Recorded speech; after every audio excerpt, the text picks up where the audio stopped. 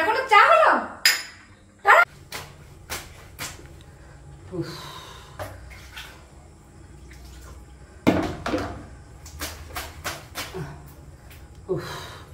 আর ভালো লাগে না শরীরটা।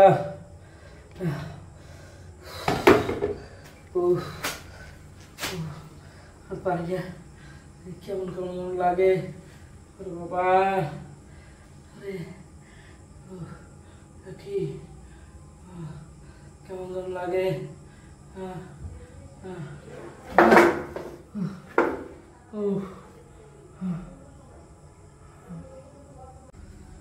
রিয়াজ, এই রিয়াজ, রিয়াজ কোথায় তুমি? কথা কানে যাচ্ছে না, কথা শুনছে না, কোথায় গেছে? বাবা, বাবা, বাবা, বাবা কোথায় তুমি? বাবা রিয়াজ কোথায়? রিয়াজকে এত জায়গায় খুঁজতেছি, কোথাও খুঁজে পাচ্ছি না। এত ডাকতেছি তাও সাড়া দিচ্ছে না। শোন মা, একটু কথা আসতে বলতে পারো না? এত রাগ হয়ে কথা বলার দরকার কি? তাছাড়া রিয়াজ কোথায় আমি ঠিক জানি না, তুই খুঁজে দেখ। তোমার ছেলে নাই তাই ওকে ছেলে বানিয়ে ঘর জামাই বানায় রাখছো, কোনো কাজ করে না। আমি এত ডাকতেছি কোথাও খুঁজে পাচ্ছি না, একটা কাজ করাবো তাও তাকে খুঁজে পাচ্ছি না। ও তো সারাদিনই কাজ করে। কোথায় কাজ করে? আমি তো তাকে কোথাও কাজ করতে দেখতে পাচ্ছি না।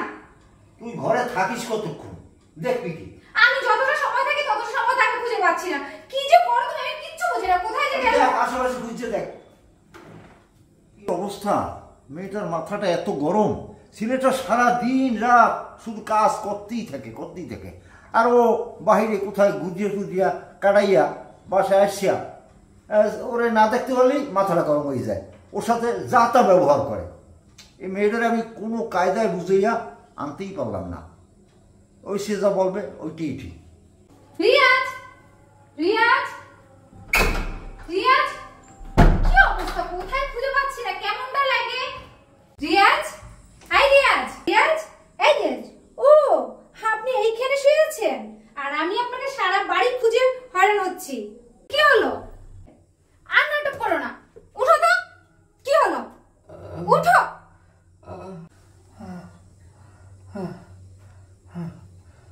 মিঠি, মিঠি, আমার শরীরটা ভালো লাগছে না, আমি যা পারছি না।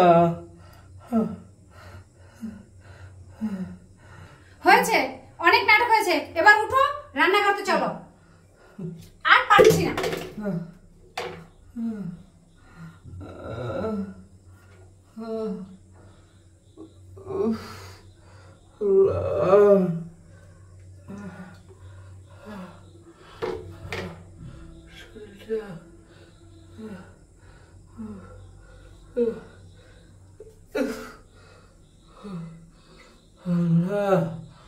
আমি আর পারছি না, এত পরিশ্রম আমি আর পারছি না।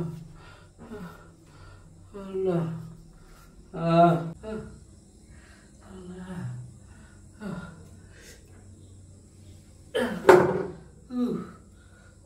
মিঠি, আমাকে একটু ধরো।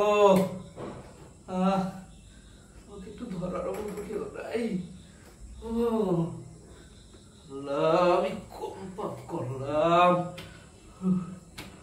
রে?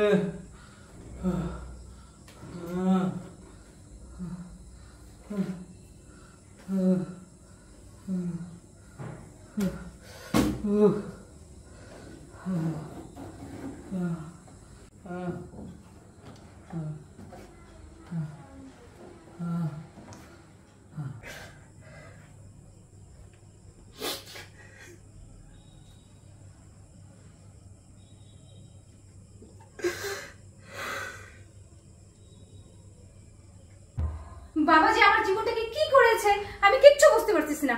এমন একটা ছেলে এনে আমার গলায় ঝুলিয়ে দিয়েছে। আমি যে একটু এনজয় করবো, ঘুরতে যাবো বন্ধুদের সাথে, আমার হাজবেন্ডকে বন্ধুদের সাথে পরিচয় করে দেবো, আমি সেটাও পারি না। একটা ঘর জামাই নিয়ে আমি মহা যন্ত্রণায় পড়ছি। আমার লাইফটা হেল হয়ে গেল। না দেখি তো ওখানে মেয়েটা এত চেঁচামেচি করে কেন, দেখে আসি।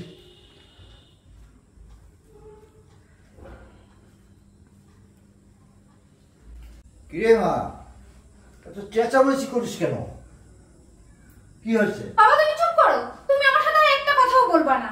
তুমি আমাকে কোথা থেকে একটা গেও ভূত এনে আমার গলায় ঝুলিয়ে দিছো, আমি যে একটা কিছু করবো তাও করতে পারতেছি না। তুমি তুমি আমার জীবনটাকে হেল করে দিয়েছো। মা, আমি ওকে গ্রাম থেকে নিয়ে এসেছি, ও লেখাপড়ায় ভালো, হ্যাঁ, সব নীতিবান, ভালো ছেলে। আর আমি ভাবছিলাম যে ওর সাথে তোর বিয়ে দিলে হয়তো তুই সুখী হবি। কিন্তু শোন মা, সব ঠিক হয়ে যাবে, তুই কোনো চিন্তা করিস না, আস্তে আস্তে সব ঠিক হয়ে যাবে। কিছুই ঠিক হবে না। তোমার প্রস্তাব পেয়ে সে মাথায় উঠে বসেছে। আমি এখন এক কাপ চা খাবো, সে চাটা কে দিবে? কেউ কি শুনতে পাচ্ছ না? আমার এক কাপ চা লাগবে, চা নিয়ে আসো। মারে শোন, তুই একটু রাগ করিয়া না বললিয়া, একটু বুঝাইয়া ঠান্ডা মাথায় সুন্দর মতো বল। যদি ভালো থাকে শরীর তাহলে ও বানাইয়ে দেবে, সমস্যা নাই। কিন্তু রাগ করিয়ে এভাবে বললে আর ওর সাথে এভাবে ব্যবহার করলে মানুষে কি বলবে? ও তো তোর স্বামী, তুই এটি কেন বুঝিস না? কিসের স্বামী? আমি মানি না ওকে স্বামী বলে। ও একটা গেও ভূত, ওকে আমি আমার স্বামী হিসেবে মানি না। আমি আমি ওকে নিয়ে কখনোই ঘর সংসার করতে পারবো না। শোন মা, আমি দেখি রিয়াজ কি করে, আমি ওরে দিয়া চা পাঠাইতেছি। আর শোন, ব্যাপার হচ্ছে আমার জীবনটা শেষ করলো তোর মা, আর ওই ছেলেটার জীবনটা শেষ করলি তুই। তবে আজকে বুঝলি না, কিন্তু কালকে ঠিকই বুঝবি, তখন আর সময় থাকবে না, কতটা মনে রাখিস। গেলাম। কেউ কি শুনতে পায় না? আমার এক কাপ চা লাগবে।